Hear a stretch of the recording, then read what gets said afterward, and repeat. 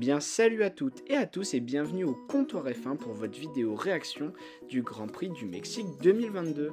On part tout de suite avec la première news. Et on part tout de suite avec le premier moment fort, la première personne qui s'est faite remarquer durant ce Grand Prix.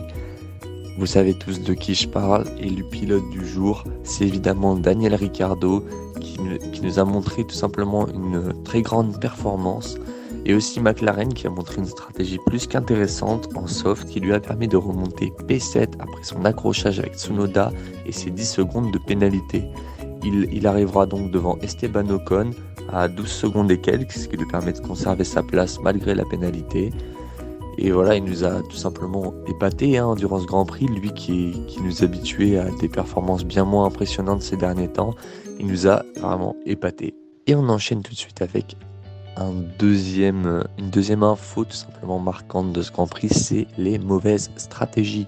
Alors, on a eu des bonnes stratégies, comme on l'a énoncé juste avant avec McLaren, Ricciardo, tout ça, mais on a eu des très mauvaises.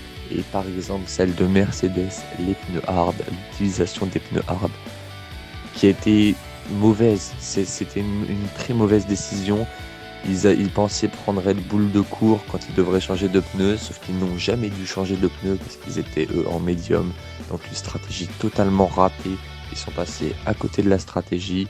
C'était vraiment raté pour Mercedes, la stratégie ce Grand Prix, c'était vraiment raté. Et pour cette troisième news, on va parler de l'abandon encore une fois de Fernando Alonso et son A522.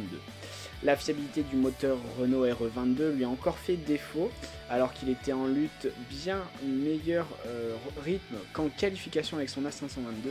Celui-ci s'est vu perdre un cylindre et donc il a perdu la 8ème vitesse avant que le moteur se mette en sécurité et il ne s'arrête dans la ligne droite des stands.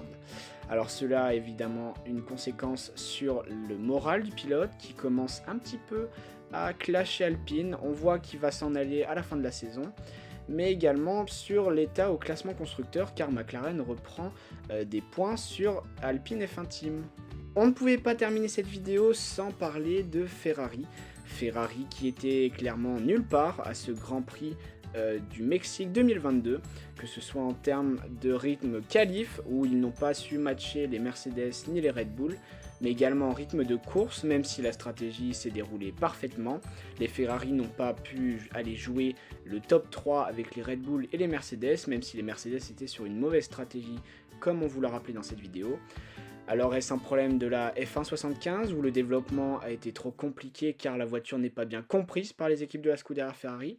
Ou est-ce que c'était juste un problème de piste et la Ferrari se réveillera alors dès le prochain Grand Prix qui est le Grand Prix du Brésil?